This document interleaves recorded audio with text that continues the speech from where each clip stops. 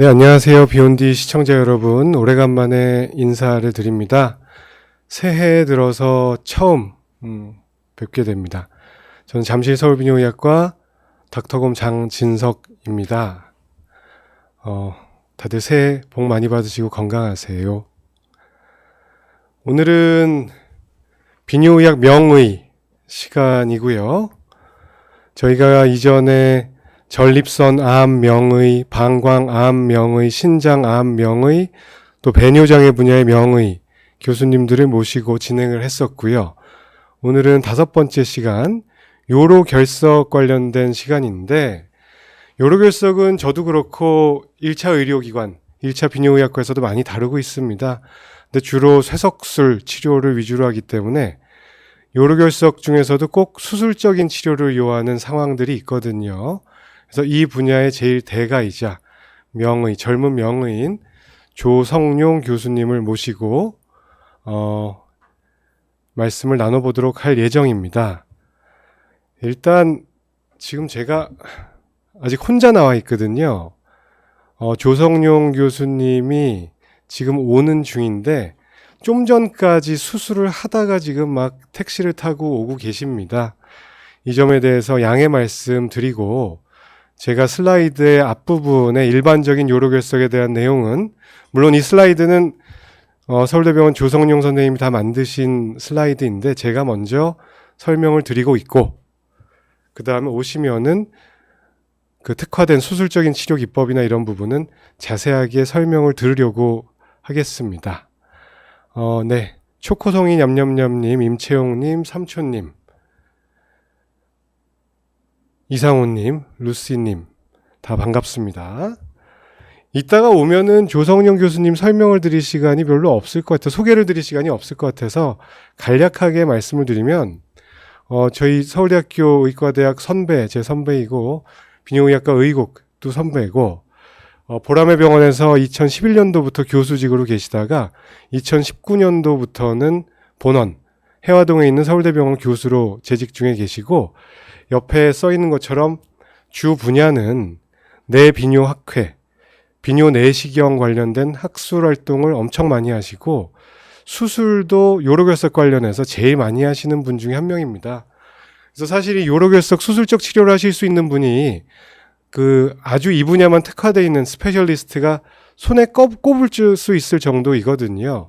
서울대병원에 조성용 교수님 계시고 아산병원의 박형근 교수님, 삼성의료원의 한덕현 교수님 다 저희 병원과도 가깝기 때문에 주로 수술을 요하는 경우에 제가 의뢰를 드리고 있는 분들입니다.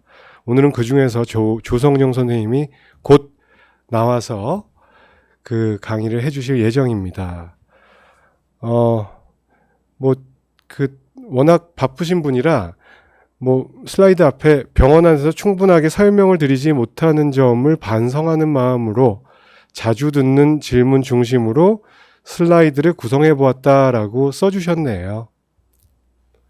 그리고 지금은 저 혼자 있으니까 저한테 궁금하신 점 질문해 주시거나 요로결석뿐만 아니라 비뇨의학 전반에 대한 내용 그냥 허심탄회하게 물어봐 주시면은 제가 답변 드릴 수 있는 건 다 말씀을 드려볼게요. 네. 루시님, 요로결석은 얼마나 빨리 병원에 가야 하나요? 응급 상황인가요? 우리가 좀 이따 말씀을 드릴 예정인데 요로결석은 비뇨기장기, 소변이 내려오는 길에 돌이 생기는 질환입니다. 모든 돌은 콩팥, 여기 안 그래도 슬라이드가 있네요. 신장에서 돌이 생성이 되고 여기에 있을 때는 대개는 증상이 없습니다. 무증상인 상태고 주로 건강검진에서 발견이 되기도 합니다. 그러다가 이게 소변이 내려오는 길이다 보니까 신장 밑에 요관이 있는데 요관은 신장에서 방광까지 이어주는 길이죠. 아주 가느다란 관입니다. 여기에 돌이 내려오다 이렇게 걸리게 되면은 요관결석이 되는 거거든요. 그럼 이때는 아주 응급 상황이 오는 거죠. 주된 증상으로는 왼쪽 오른쪽 시스템이 양쪽이 대칭이기 때문에 좌측 요관결석이다, 우측 요관결석이다 걸리게 되면은 한쪽 통증이 주로 옵니다. 시작점은 콩팥이 위치하는 옆구리 뒤쪽 뒤쪽 옆구리에서 시작을 해서 요관을 따라서 아랫배 앞쪽으로 한쪽이 아픈 근데 극심한 통증이죠. 그래서 여성의 경우 출산 시에 통증에 비견될 정도로 심한 통증을 호소하게 되고 소변 색깔이 진해지는 유관적 혈뇨 그리고 메스껍고 구역질 위장장애 이런 것들이 심하게 나타날 수 있습니다. 계속 헛구역질 같은 걸 하실 수가 있고 그리고 돌이 하부 요관 끝쪽에 제일 잘 걸리는데요. 그 이유는 요관이 한 위에가 한 5mm로 시작을 해서 중간이 한 3mm 정도 평균 직경을 갖다가 하부 요관은 1mm 정도로 좁아지는 정션 부위가 있습니다. 여기에 걸리는 경우에는 소변이 막 30분마다 마렵거나 잔뇨감 같은 게 심할 수가 있죠. 그래서 요 관결석인 경우에는 최대한 빨리 병원에 가는 게 좋습니다. 응급 상황이고 응급이라는 사유는 아프고 피나고 소화 안 되고 이런 게 심하게 오는 응급 증상도 있지만 어떤 골든타임을 놓치면은 신장 기능을 잃을 수 있는 신장 기능은 한번 확 떨어지면은 돌아오지 않을 수 있거든요.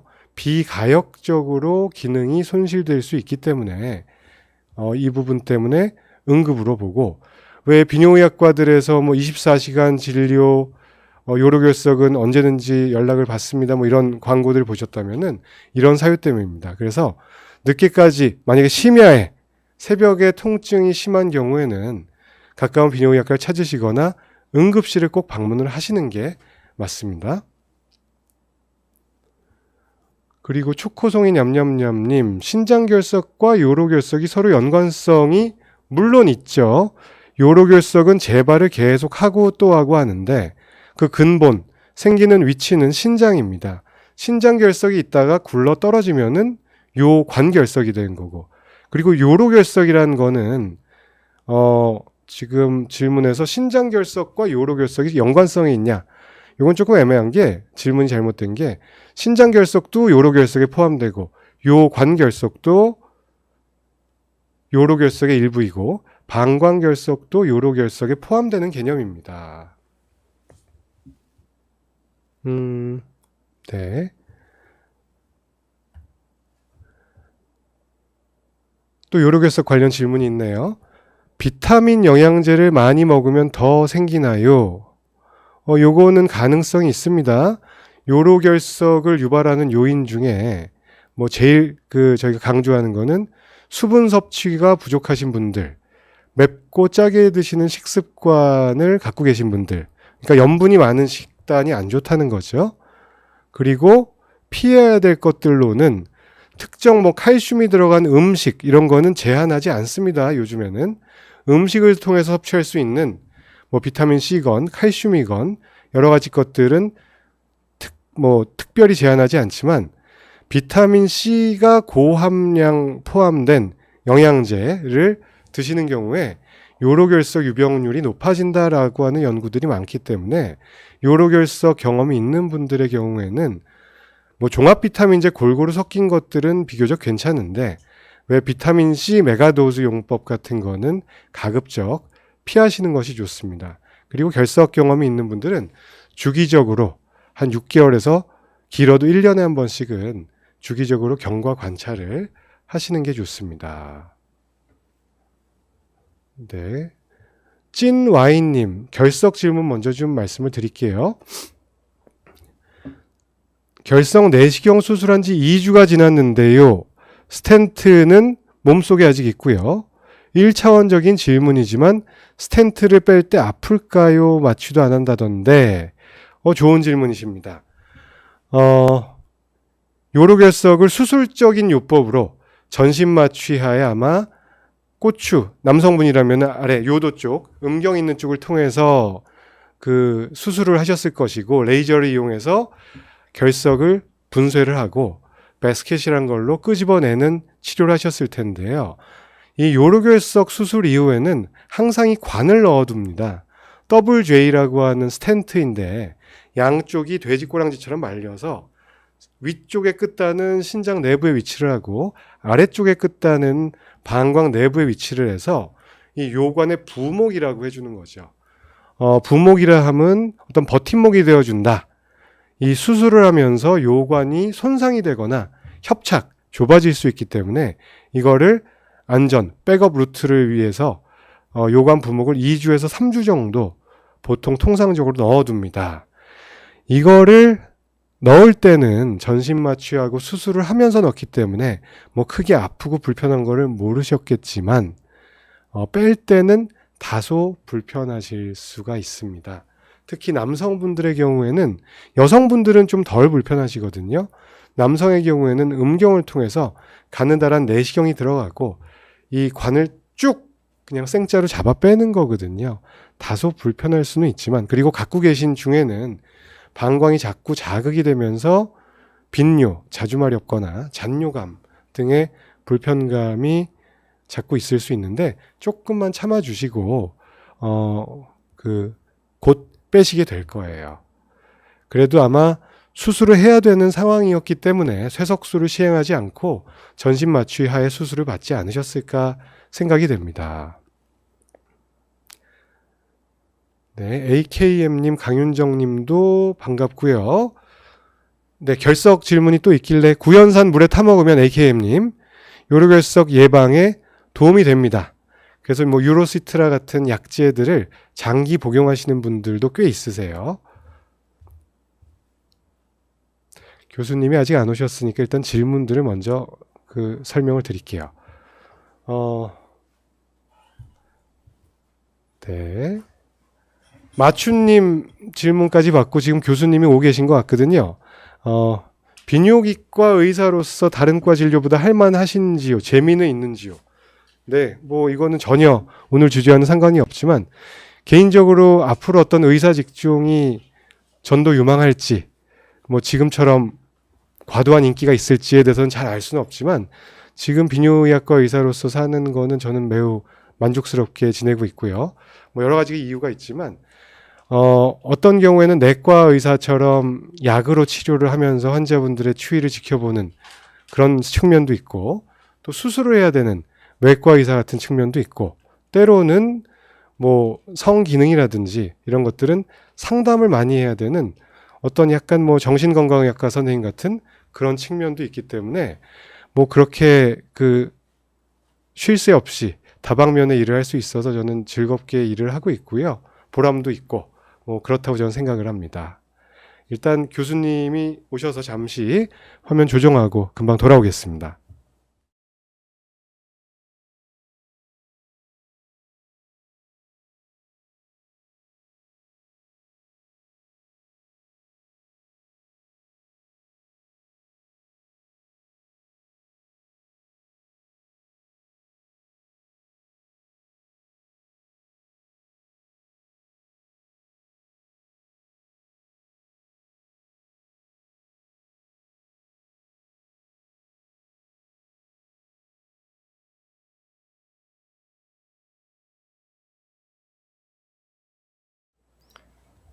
네, 안녕하세요.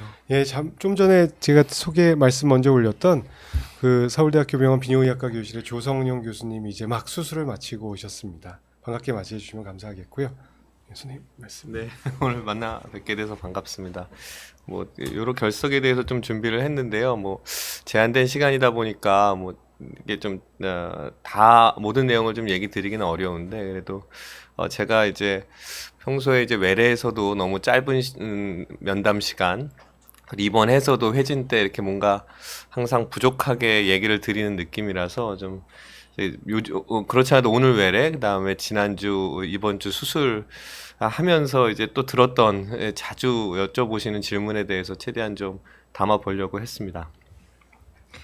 처음에 우리나라 국민들 중에 12%는 단 한 번이라도 요로 결석을 경험하게 된다고 합니다. 그래서 이 중에 절반 정도는 이제 한 번이 아니라 두 번, 세 번 이렇게 재발을 하게 되고, 또 한 20% 정도에서는 고위험군이세요. 이게 계속 생기고, 되게 심한 분은 1년에 한 번씩 수술하기도 하십니다.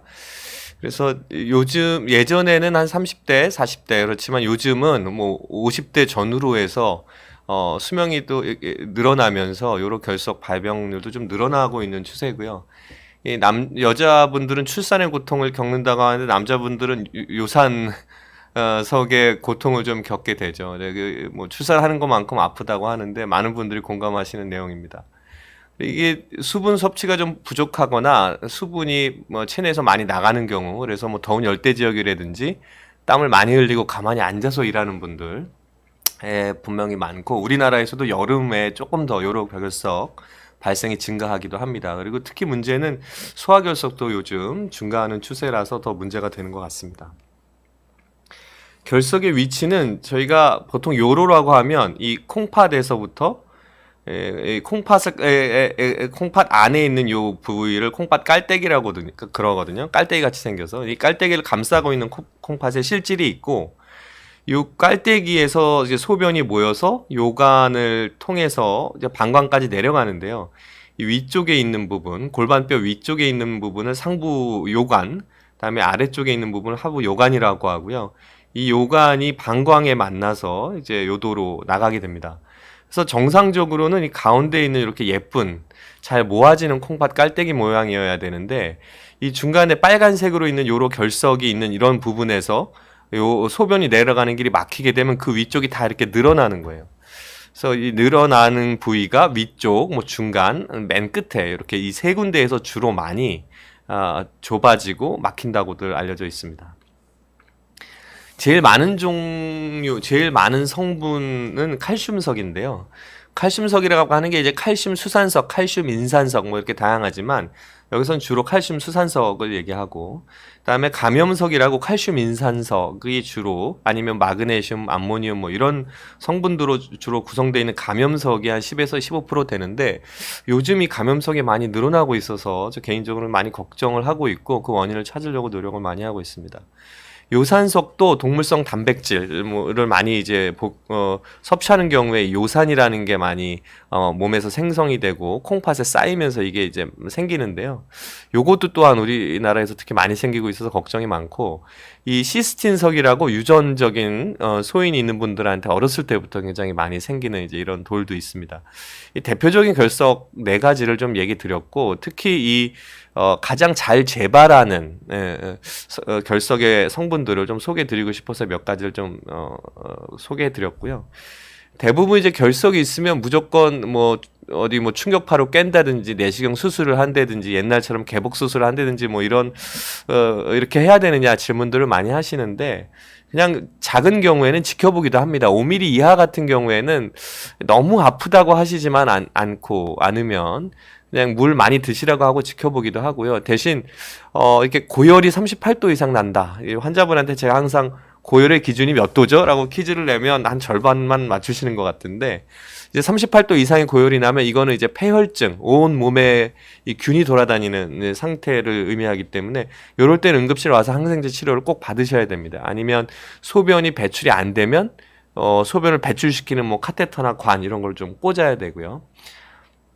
그래서 고열이 난다, 나는 너무 바빠 회사에서, 그렇다고 막 38도 이상의 열이 나는데 무작정 뭐 버티고 있다거나, 뭐 통증이 좀 있는데 진통제를 먹고서 나는 괜찮은 것 같은데 진통제를 뭐 하루에 5알, 6알씩 먹으면서 너무 계속 버틴다거나, 이런 경우에는 또 콩팥이 망가질 수 있거든요. 그리고 통증이 있다고 항생제를 막 드시는 분들, 사실 항생제가 통증을 잡는 건 아니거든요. 그래서 이런 분들이라든지, 또 신장 기능이 이미 좀 나빠져 있는 분들이 결석이 있으면 물 많이 먹으면 좋대 이러면서 물을 너무 많이 드시면 콩팥이 오히려 안 좋습니다. 그래서 이런 부분, 이게 정확한 정보가 없이 이제 보존요법으로 괜찮대라고 생각하시면서 이제 계시면 콩팥이 정말 빨리 순식간에 망가질 수 있습니다. 그래서 어쨌든 이제 이 결석이 있는데 보존요법에 해당하는 분들은 보존요법을 하시면 되는 거고, 이게 뭐래도 치료를 해야 된다라고 하는 분들한테 저희가 주로 권유하는 건 이 충격파를 이렇게 여러 군데에서 한 돌이 있는 대로 모아서 쏴주는 체충격파 쇠속술을 제일 이제 일반 뭐 클리닉이나 외래에서 많이 권유하게 되고요. 이제 요걸로는 좀 안 될 것 같아. 돌이 여러 개라든지 단단하다든지 많고 뭐 이러면 레이저로 이제 끝이 꼬부라지는 이제 볼펜만한 굵기의 이제 내시경을 요관에 넣죠. 그래서 돌을 레이저로 분쇄하는 연속 요관 내시경 수술이라든지, 그렇게 하기에는 돌이 너무 크고 많으면 옆구리를 뚫어서 콩팥 안쪽까지 들어가서 하는 경피적 신장결석 분쇄술을 시행합니다. 옛날에는 이제 배를 갈라서 하는 개복 수술을 한다거나 뭐 복강경을 하거나 했는데 요즘은 이제 많이 안 하고요. 그래서 제일 흔하게 우리나라에서 사실 이제 아시아나 전 세계적으로 우리나라랑 대만이 이걸 제일 많이 하는 편이긴 한데 어쨌든 이게 장점이 좀 꽤 있습니다. 이 외래에서 전신 마취 필요 없이 좀 약간의 진통제를 복용하면서 이제 시술을 할 수 있고 굉장히 빠른 시간 안에 적용을 할 수 있기 때문에 굉장히 좀 많이 우리나라 분들한테 특히 각광받고 있는 치료법인데요. 이 체해 충격파 세속술이라는 게 이제 요 중간에 이제 요관에 걸려 있는 돌에 이 여러 이 노란색 부분 이렇게 초음파의 에너지를 전달하는 부위에서 여러 군데에서 초음파 에너지를 전달하면 그 돌에 그 에너지가 딱 점에 거의 준하도록 모입니다. 그래서 그 돌에만 에너지가 아주 급하게 올라가기 때문에 아주 강력하게 쌓이기 때문에 돌이 깨지는 거죠. 그래서 주로 X선에 이 돌이 보일 때 가장 좋고요. 엑스레이 안 보이는 경우도 아주 안 되는 건 아닙니다. 이제 초음파로도 보이는 경우가 있는데 초음파를 이렇게 잘 해서 돌을 보면 이제 부술 수도 있는데 사실 이제 초음파로는 요관 안에 있는 깊숙하게 있는 거는 잘 못 볼 때가 좀 많아서 한계가 있습니다. 그래서 요관 안쪽에 있을 때는 뭐 조영제를 쏘고 엑스레이를 쏴서 이 조영제가 더 이상 안 내려가는 위치를 짐작해서 돌을 분쇄하기도 하고요. 하지만 이제 요럴 경우에 특히 이제 환자의 병력을 잘 조사해야 되는데 이 돌 주변에 혈관이 있다거나 기존에 무슨 뭐 코일 같은 시술을 했을 때는 체해 충격파 세속술을 하는 게 조금 위험할 수 있습니다. 그래서 특히 이제 저희들이 먹는 약 먼저 여쭤보거든요. 그래서 피 맑아지는 약이라고 주로 알려져 있는 뭐 항혈전제, 혈소판제, 항응고제, 특히 뭐 가장 흔하게 잘 아시는 게 이제 아스피린 아니면 뭐 플라빅스 이런 약들인데요. 이제 요런 약들을 드시는 분들은 근데 빨리 좀 이 돌 좀 깨달라고 충격파라는 거 좋다는데 빨리 해달라 그래도 절대 이걸 하면 안 됩니다. 환자는 피가 안 멎어요. 그러니까 조직에서 충격파가 맞아서 피가 스물스물 나는데 이런 약 드시는 분들은 피가 안 멎기 때문에 되게 위험합니다. 그래서 한 5일에서 일주일 정도 끊고 시술을 할 수 있게 되고요. 또 문제는 이제 여러 군데에서 충격파를 이제 점으로 이렇게 모아서 돌 있는데 에너지가 최고치가 되게 하면서 돌을 깨잖아요. 근데 그 돌을 깨는 이 충격파가 모이는 이 돌이 이 호흡에 따라서 폐가 이렇게 팽창이 됐다, 수축이 됐다 이러잖아요. 그럼 콩팥도 이 호흡에 따라, 폐의 움직임에 따라 자꾸 아래로 움직입니다. 그래서 정말 제가 이제 실험실에서 실험을 해봤더니 이 점으로 한 군데 딱 모일 확률은 12%밖에 안 돼요. 10번 중에 한 번만 정확히 돌을 타격합니다. 근데 어떻게 보면 좀 다행인 게 이 충격파가 모이는 게 완전히 점으로 모이진 않고 이렇게 어떤 존을 형성합니다. 에리어를. 그래서 이 에리어에 돌이 맞는 거는 그래도 한 50% 이상 좀 맞기 때문에 충격파가 전달되면 이런 호흡 움직임에 의해서 한 절반 좀 이상 맞는구나 라고 생각하실 수 있는데 그러면 그 나머지 절반은 주변 조직에 맞을 수도 있는 거죠. 그래서 굉장히 저희들이 신중하게 잘 하고 있기 때문에 최대한 돌에 맞추려고 정성스럽게 세석을 하고요. 특히 이제 요 빨간색 이 그림에서 보시는 게 제가 이제 몇 가지 조금 신중하게 해야 될 이유를 좀 설명드리려고 제가 오늘 제 환자들 급하게 다 마침 또 다 오셔가지고 열심히 사진을 가져왔습니다. 그래서 이 돌이 요관에 이렇게 걸려 있는 건데 그 바로 옆에 이게 다리로 가는 대동맥이 이렇게 있습니다.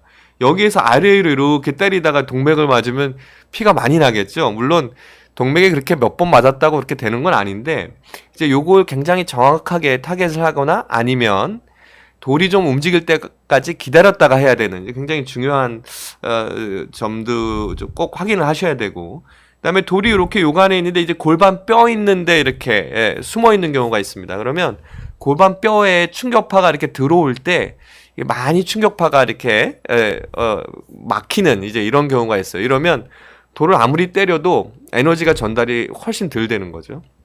그리고 예전에 무슨 뭐 이전에 뭐 신장암 수술을 일부 했다든지 아니면 다른 뭔가 시술을 했었어서 이렇게 피가 나는 혈관을 가는 철사, 코일 같은 걸로 이렇게 피가 나지 말라고 이렇게 막아놓는 경우가 있거든요. 그거 옆에 이렇게 돌이 있을 때 요거 때리면 충격파가 막 산란이 돼서 이 제대로 이 돌이 깨지질 않습니다. 주변 조직에 데미지가 좀 커지고요. 그리고 이렇게 엑스레이만 우리나라에서 그래서 엑스레이만 찍어선 세석하지 말라고 되어 있습니다. 왜냐하면 이렇게 엑스레이 돌처럼 보이는 게 있어요. 어떤 경우에는 이렇게 딱 진짜 돌일 경우도 있는데 이 맨 오른쪽에 있는 것처럼 이 신장 암이 있을 때 암 조직에 이렇게 석회화가 된 게 꼭 돌처럼 보입니다. 이거 굉장히 위험한 상황이고 그래서 우리나라에서 꼭 CT를 찍어야 세석을 할 수 있게 돼 있으니까 환자분들 난 귀찮은데 왜 자꾸 CT 찍으라고 뭐 의사들이 자꾸 돈 벌라고 그래 뭐 이렇게 생각하지 않으셔야 됩니다. 이게 이런 경우에 세석을 하면 환자분이 가장 위험합니다. 그래서 이제 이렇게 체해 충격파 세석술 저희들이 열심히 신중하게 검사를 잘 하고 하게 되는데 이제 요거 가지고 안 돼요. 그러면 이제 뭐 수술을 해야죠.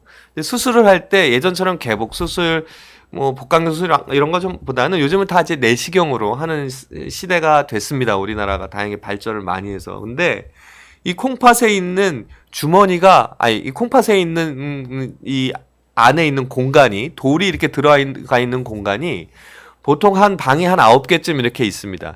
지하 1층에 왼쪽 방, 앞방, 뒷방이 있고 이 베란다 있는데 1층에 그 안쪽에도 앞방, 뒷방이 있고 이렇게 위아래로 올라가는 계단이 있으면서 계단 올라가면 또 방이 앞방, 뒷방 이렇게 있습니다. 그래서 요 여러 방에 돌이 있기 때문에 이 어떤 돌은 완전히 균 덩어리예요. 그 안에 균이 어마어마하게 삽니다.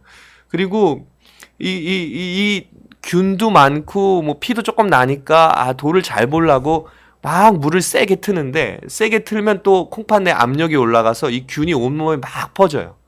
그러니까 압력은 또 낮게 해야 되는데 그렇게 하다 보면 돌이 너무 크니까 이제 연속 내시경으로는 수술 너무 오래 해서 안 되겠는데 이러면 이제 결국은 뚫어서 수술을 하게 되는데 이 뚫을 때 이 콩팥이 혈관 덩어리여서 피가 날 수 있습니다. 그래서 어떻게 하면 안전하고 효율적으로 내시경 수술을 할 것이냐 이걸 지난 10년 동안 엄청나게 노력해서 발전을 시킨 거고요. 결국은 이 다양한 공간 지하 1층, 1층, 2층 뭐 이 앞방 뒷방에 있는 여러 군데에 있는 돌들을 우리가 어떻게 잘 접근할 것이냐가 이 내시경 수술의 실력이자 관건이라고 볼 수 있는 겁니다. 그래서 돌을 여러 군데 있는 거를 돌이 여러 군데 있고 좀 있으니까 무조건 수술을 하자. 당연히 그러지 않습니다. 일단 체해 충격파 세석술을 물론 할 수도 있는데 그게 아니라 차라리 어떤 이 수술 전신 마취를 또 해야 되기 때문에 저희들이 이제 이 요관에서 요관을 막은 이 결석을 체해 충격파 세석술로 없앴다 치고 이제 콩팥 안에 돌이 많이 있는데 이 콩팥 안에 있는 돌들을 이거를 꼭 치료해야 되느냐를 꼭 환자분하고 상의를 하게 되는 거죠. 근데 일단 돌이 있습니다. 나는 여태까지 몇 년 동안 증상이 하나도 없었어요. 환자분이. 이거 뭐 자꾸 돈 벌려고 수술하는 거 아니야? 뭐 이렇게 얘기를 하실 수 있는데 자, 그러면 이 돌을 놔뒀을 때 여태까지 전 세계 사람들이 결국은 지금은 증상이 없으니까 놔뒀던 거를 결국은 치료를 할 확률이 5년 정도에 몇 프로가 되느냐? 낮게는 11%, 높게는 83%. 열에 1명이나 8명, 굉장히 다양하게 결국은 치료를 하게 돼 있으면 응급실을 오시던 와서 세해 충격파를 하시던 아니면 내시경 수술을 하시던 이렇게 굉장히 다양하게 이런 확률로 치료를 결국 하게 되고 문제는 돌은 내려오다 걸리면 너무너무 아프니까 애기 낳듯이 아프니까 응급실에 오는 상황을 꼭 경험하게 되시는 거죠. 그리고 증상이 없어서 그냥 놔뒀다. 증상이 없는데 꼭 치료를 해야 되냐라는 질문들을 너무 많이 하십니다. 제가 여태까지 뭐 신문 아니면 방송 여러 군데에서 이런 얘기를 되게 많이 했었는데 증상이 없다. 그럼 이제 둘 중에 하나입니다. 돌이 뭐 빠져나갔든지 아니면 뭐 문제가 해결됐든지 간에 어쨌든 전혀 괜찮은 거 상황이 아니면 그 반대로 문제가 너무 안 좋다는 걸 뜻합니다. 즉 돌이 내려오다 길을 막았어요. 그러면 처음에 아파야 되거든요. 콩팥이 이렇게 늘어나면서. 근데 처음에 아프다가 요게 어느 순간을 넘어서게 되면 콩팥이 지쳐 나가 떨어지는 거예요. 그러면 아픈 것도 못 느낍니다. 이제 그러면 그때부터 환자들은 뭐 괜찮네 이러면서 계속 이제 수신증, 이 콩팥이 붓는, 소변이 못 내려가서 붓는 이런 게 진행이 되면서 콩팥이 계속 죽는 겁니다. 그래서 지금 이 파란색의 정상 콩팥 모양을 보시고 그 반대편에 일부가 이렇게 다 죽은 까맣게 어두운 색으로 죽은 증상이 없었던 콩팥을 한번 비교해 보세요. 건강검진을 하면 콩팥 기능 검사들은 다 정상 범위로 나옵니다. 이런 분들. 근데 사진을 찍어보면 한쪽은 절반 이상이 다 망가져 있는 거예요. 그래서 증상이 없다는 게 굉장히 오히려 심각한 상황을 얘기하는 걸 수도 있다. 이거 꼭 얘기 드리고 싶고요. 그리고 말씀드렸지만 요즘 이제 옛날에는 개복 수술을 신장 결석에도 했어요. 뭐 거의 한 15cm, 20cm 뭐 저희 장진영 선생님이랑 저희 전공의 때도 이거 좀 했습니다. 이 신장 암 수술할 때 같이 들어가서 뭐 이렇게 뭐 머리 구부리면서 같이 했었는데, 자, 그게 복강경 수술. 복강경과 내시경 차이 혹시 아세요? 뭔지? 복강경은 구멍을 이렇게 뚫는 겁니다. 배에 뚫어서 이제 투과를 한다 이렇게 생각하시면 되는데, 내시경은 이렇게 구멍을 없는 데에 뚫는 게 아니라 원래 있었던 요도 혹은 뭐 소화기 내과에서 원래 있었던 입, 식도 이쪽을 이용해서 원래 해부학 구조를 타고 들어간다라는 게 내시경의 기본 컨셉인데, 요즘은 다 이제 내시경 수술로 바뀌었습니다. 우리나라는 물론 거의 뭐 0. 몇 %에서 개복 수술 어쩔 수 없이 할 때도 있습니다. 자, 그래서 일단은 내시경 수술을 이제 요관으로 들어가는 거. 요관으로 들어가는 수술이 내시경적 결석 제거술. 그리고 이 내시경이 끝이 이렇게 구부러진다고 해서 연성 내시경, 신장결석 제거술. 이렇게 표현을 하고요. 영어로는 RIRS 뭐 이렇게 표현을 합니다. 그래서 방광이나 요관, 신장, 혹은 콩팥의 결석을 제거하기 위해서 이렇게 요도에서부터 끝까지 쭉 들어가는 거고요. 어떤 경우에는 이제 옆구리를 뚫는 경우에 이제 닿지 않는 곳을 가기 위해서 연성 내시경을 이 옆구리 쪽으로도 넣기도 합니다. 그래서 이제 그 돌 앞에 가가지고 레이저를 이렇게, 여기 보이시나요? 이 돌들이 이렇게 있는데 그 앞에 파란색 레이저 파이버를 파란색으로 만들었거든요. 일부러 파란색으로 이렇게 씌워놓은 겁니다. 피 나는데도 잘 보이라고. 그래서 이 연성 내시경에다 이렇게 레이저를 쭉 넣어가지고 돌 앞에까지 간 다음에 이렇게 깨는 건데, 이거는 이제 옛날 아날로그, 흔히 아날로그 시대의 내시경이고, 요게 이게 디지털로 이제 점점 발전이 돼서 이 오른쪽 아래 보십시오. 굉장히 선명하게 보이죠? 돌이 요즘 이제 깨끗하게 잘 보이는데, 문제는 이제 이런 걸 많이 쓰려면 이게 사는 것도 비싸고 고장이 또 이게 잘 나가지고 고장 나면 고치는 것도 비쌉니다. 그래서 이제 저희들이 이런 아날로그에서부터 디지털까지 적절히 섞어가면서 쓰고 있고요. 근데 내시경 수술은 이제 뭐 요도를 타고 조그만 거, 이게 전 세계에서 제일 작은 게 7.5인치니까 3mm가 안 되거든요.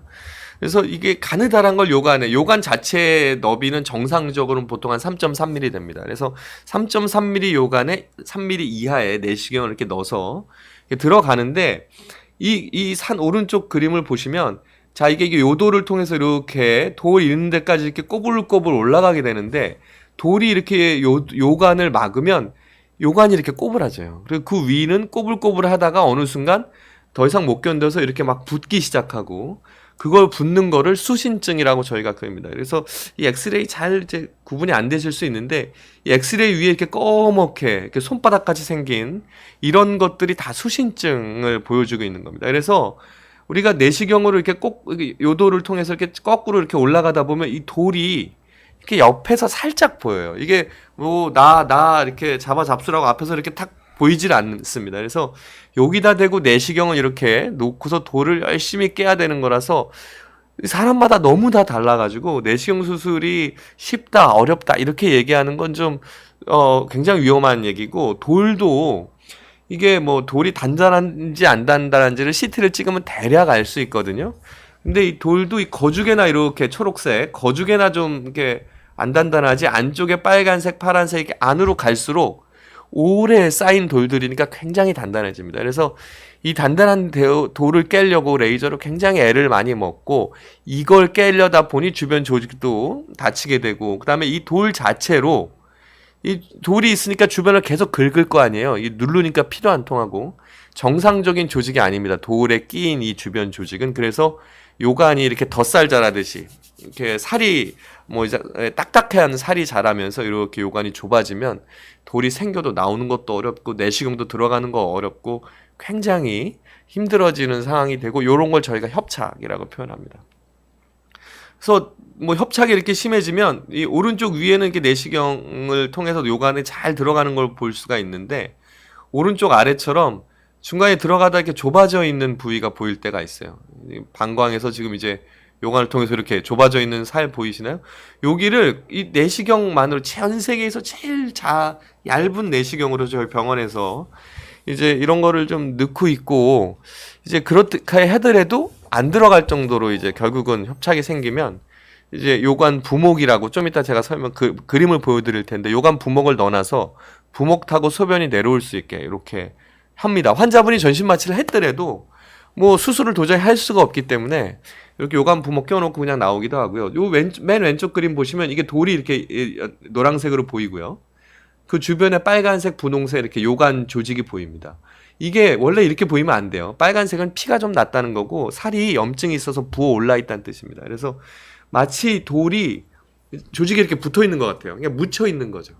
그래서 이렇게 되면 여기에 피도 안 통하고 뭐 피가 잘 통하면 이렇게 거죽에 울그락불그락 이렇게 돼 있겠습니까? 그래서 요렇게 피도 안 통하고 살성도 완전히 변해서 나중에 이제 아까 말씀드린 대로 완전히 좁아져 있거나 막혀 있는 협착이 생기게 되고요.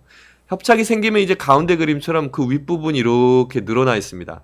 원래 사슴뿔 모양으로 예쁘게 이렇게 날씬하게 생겨야 되는데 이렇게 퉁퉁하게 무슨 아이스크림처럼 생겨 있죠. 그래서 수신증이 이렇게 생겨 있는 거고 요걸 가지고 이제 이 결석을 열심히 레이저로 이렇게 파란색 레이저로 파이버로 이렇게 레이저를 쏴서 하다 보면 맨 오른쪽 그림처럼 이 사일성이 안 좋아 있던 말씀드린 대로 피가 안 통해서 요관이 안 좋아져 있는 요 부위가 이렇게 잘 찢어집니다. 그러면 요관 부목을 좀 오래 껴야죠.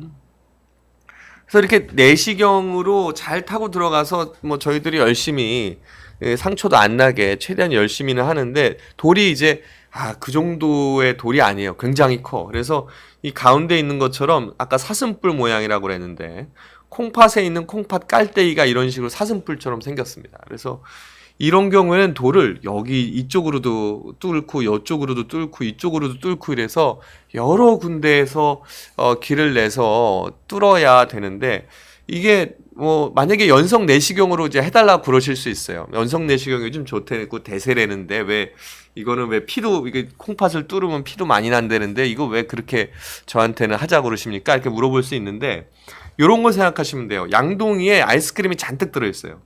근데 연성 내시경으로 양동이에 있는 아이스크림을 퍼먹을 때 귀파개를 그 조그만 스푼 크기만큼 퍼먹는 거라고 생각하시면 돼요. 절대 한 번에 이거 못합니다. 2번, 3번, 4번 나눠서 이거 아이스크림을 먹어야 되잖아요. 연성 내시경 수술도 그래요. 그러니까 이제 이 경피적으로 피부를 뚫어서 이제 큰 결석을 제거하는 건 그냥 큰 스푼으로 퍼먹는 거랑 똑같습니다. 다만 문제는 이 콩팥의 크기가 2cm 이상이라든지 콩팥 아래쪽에 이게 좀 닿기가 어렵거든요. 아래쪽에 한 1.5cm 이상 이렇게 좀 큰 돌이다 그러면 저희들이 경피적으로 하는 수술을 권유를 드리고 있고 이거 안전하게 하려고 정말 제가 지난 10년 정말 노력 많이 했고 저도 100%는 아니지만 진짜 열심히 하고 있는데 그 중에 한 가지 방법이 아까 지금 이 돌을 뚫으려면 제가 트랙 1, 2, 3 이렇게 그려놨잖아요. 근데 1번, 2번을 해놓고 이 3번 트랙을 할 거를 안 뚫고 대신 연성 내시경으로 이렇게 들어가서 돌을 없애는. 그래서 양쪽을 이렇게 복합적으로 접근을 해서 하는 뭐 이런 수술도 2013년, 14년 제가 처음 들여와서 지금 열심히 했고 이걸 하려면 이제 기구들도 되게 하나하나 이 비싼 것들을 하나하나 다 사야 되고 사람도 인력도 좀 있어야 되고 이렇게 해서 이거 완전히 세팅하는데 진짜 4년, 5년 이상 걸리고 이제 요렇게 그래서 이 결석을 전문적으로 할 수 있는 병원들이 국내에 몇 개 없기 때문에 어떻게든 좀 더 효율적으로 결석 제거율도 높이고 피도 좀 합병증도 덜 나게 하는 이런 것들을 정말 노력을 많이 하고 있습니다. 그래서 뭐 사실 이제 100% 안전하게 왜 못하냐고 그러시면 저희들 너무 마음도 아프고 좀 너무 힘든데 사실 저희들이 그래도 예전보다 훨씬 안전하고 효율적으로 하려고 노력 많이 하고 있고요. 이런 여러 가지 노력들을 했기 때문에 한쪽 콩팥에 있는 돌을 여러 군데 있는 걸 같이 없애려고 수술도 하기도 하지만 콩팥 양쪽에 돌이 다 있을 경우에도 한쪽은 연성 내시경 넣고 한쪽은 옆구리 뚫어서 이렇게 하는 수술을 할 수 있기 때문에 이게 여러 군데 수술을 여러 군데 하면 합병증이 더 생길 수가 있다고 해서 굉장히 조심스럽게 저희가 하고 있습니다. 이런 거를 하려면 기구만 사놓고 막 이렇게 하는 게 아니고 하나하나 여기 있는 이 주변에 있는 뭐 전공의, 전임의, 간호사 여러 분들을 다 한 분 한 분 가르쳐야 되겠고, 저 서울대병원은 또 이게 교육기관이지 않습니까? 그래서 정말 하나하나 이게 계속 이 로테이션을 하면서 스케줄 바뀌는 우리 선생님들을 다 가르쳐야 되기 때문에 이제 다른 분들의 팀워크나 이런 것들도 굉장히 중요하게 생각하고 있습니다. 자, 이제 수술 방법, 내시경 수술 방법이라는 거에 대해서 좀 얘기를 드렸고, 아마 저 이제 외래 오시는 분들이 이제 조성용 교수가 이런 식으로 내시경 수술을 한다는 거구나, 이제 조금 이해를 하시는 데 도움이 조금이라도 됐었으면 좋겠는데, 이 수술 방법 말고도 제일 불편해하시고 제일 많이 물어보는 거 요관 부목입니다. 이거 정말 한 시간을 떠들어도 지금 시간이 부족한데요. 요관 부목이라는 게 카테터입니다. 카테터. 근데 끝에가 양쪽 다 J 모양으로 생겨 있어서 한쪽은 콩팥 안에 J로 걸어놔서 안 내려오게 하고, 다른 편 한쪽은 또 다른 J 쪽으로 방광해서 안 올라가게 이렇게 걸어놓는 모양을 만들어 놓은 거죠. 그래서 더블 J 카테터, 요관 부목이라고 합니다. 가운데 그림 보면 요 위쪽에 있는 게 콩팥이고 아래쪽이 방광이고요. 방광 내시경을 통해서 아래쪽을 보면 이렇게 꼬부랑 모양으로 이렇게 말려 있습니다. 이거 올라가지 마라 이거죠. 근데 이거 왜 넣느냐? 굉장히 불편하시고 싫은데, 이게 방광 내시경을 보면서 이게 어떻게 넣느냐면, 일단 내시경으로 방광에 들어가요. 그러면 요관으로 들어가는 구멍이 보이잖아요. 여기다 철심 하나 넣고 그 철심 따라서 요관 부목을 따라 들어가는 겁니다. 그래서 이 수술 전에 이거 넣는 거 너무 싫어하시고, 특히 젊은 분들 너무 싫어하시는데, 요거를 돌이 이렇게 내려와서 막아 놓잖아요. 그럼 요건 부목 카테터를 넣어놓으면 카테터 따라서 소변이 내려오는 거예요. 배출이 되다 보니까 이게 소변이 막혀서 콩팥이 죽는 거를 조금 막아줄 수 있습니다. 너무 심하게 막히면 요관 부목도 안 들어가요. 그럴 땐 옆구리에 뚫는 카테터를 넣어야 됩니다. 그래서 일단은 요관 쪽으로 넣을 수 있으면 그나마 땡큐인데, 그래도 환자분들 땡큐 하지 않으시죠. 근데 일단 신장을 보호하려면 요관을 넣어내야 되는 거고, 그 다음에 요걸 넣어놓으면 요관이 특히 좁은 분들이 있으세요. 요관 부목을 좁은 분들을 이게 실리콘으로 좀 그나마 부드럽다고 하는 요관 부목을 요즘 여기 넣어놓는데, 그렇게 부드럽다 하더라도 내시경, 아까 3mm 좀 안 되는 그 내시경이 들어갈 정도로 요관을 대부분은 다 확장을 시켜줍니다. 수술 전에. 그래서 가장 극단적으로 이제 이거 안 넣었어. 나 너무 넣기 싫다고 그래서 안 넣었어요. 근데 알았습니다. 그리고 이제 들어가요. 이게 수술장에 전신 마취했어요. 근데 요관이 좁으니까 요관 부목만 넣어놓고 수술 끝내는 경우도 있습니다. 한 5에서 10% 정도 있어요. 그러니까 이제 나는 나 그거 고생 2번 하기 싫어. 그러면 그냥 이거 국소 마취로 넣는 거니까, 근데 요 부목 넣어놓으면 저희들이 내시경 어떻게든 최대한 한 번에 없앨 수 있는 거 한 8-90% 성공률을 보여드릴 수 있고요. 그래서 요관 부목이 이렇게 왼쪽 그림에 좁아져 있는 요관에 이렇게 요관 부목이 딱 버텨주니까 요것하고 소변이 내려가는 거고, 오른쪽 그림에 보면 요 콩팥에 안쪽에 J로 말려 있고, 요관 타고 이게 초록색입니다. 연두색. 요거 타고 내려와서 방광에 이렇게 말려 있음으로써 소변 길을 만들어 주는 거고, 자, 아까 말씀드린 대로 이 요관이 좁아 있는 부분을 요관 협착이라고 그러죠.